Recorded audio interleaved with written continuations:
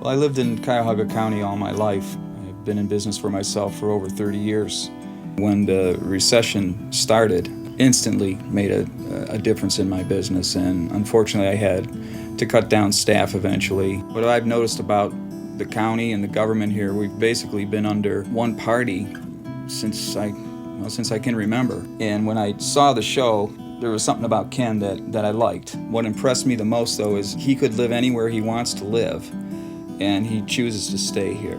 I still feel that this area has a lot of potential, and there's a lot of resources here in the people, and also natural resources that we could take advantage of. And from what I've seen from Ken Lancey, I think he'd do a good job at cultivating those resources. The fact also that he's doing all this for $1. I mean, what more can you say about that? That's really different. I've heard him say he's not a politician, and I believe that. I think he's just a guy with a good heart who really has this area and the best interests of this area in mind.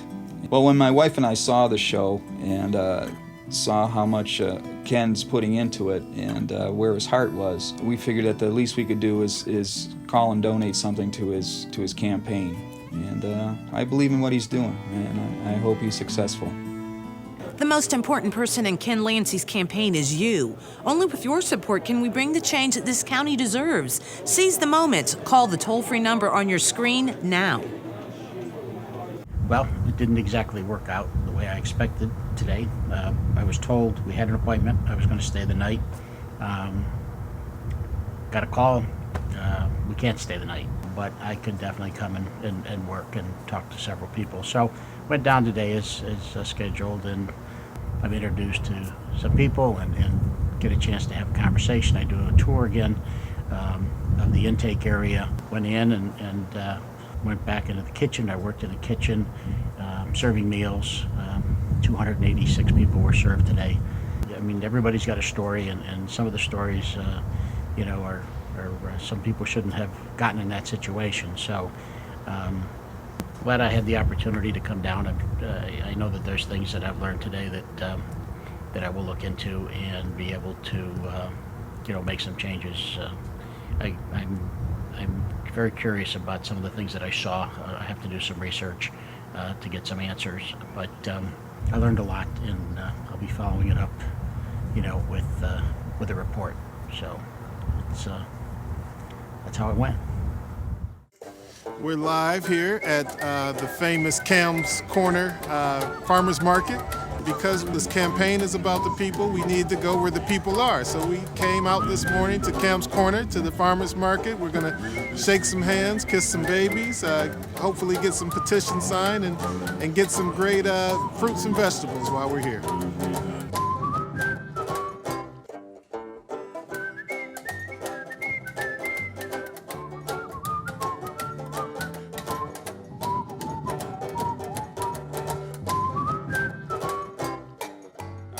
We're getting some signatures here today. We've done a pretty good job of getting signatures.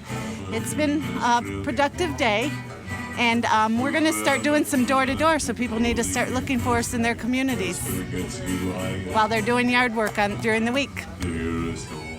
Yeah, today is our Independence Tour in Independence. It's our first tour. It's our ice cream social tour.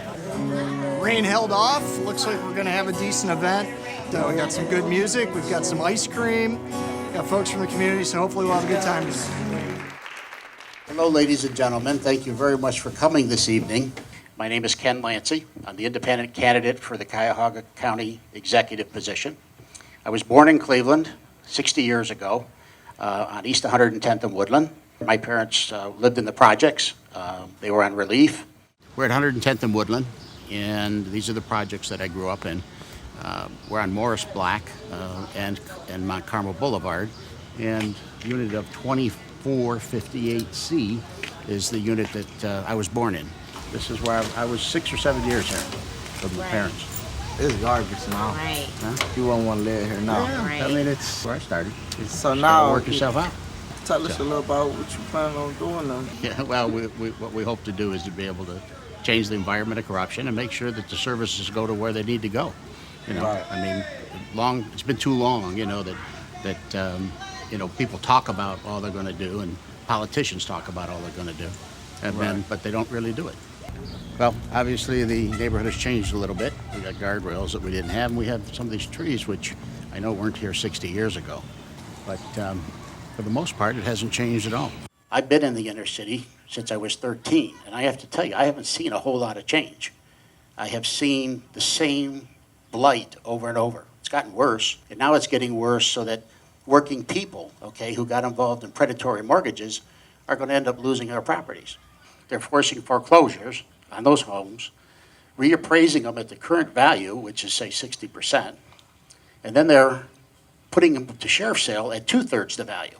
So a $100,000 house that was reappraised for 60 gets sold for 40.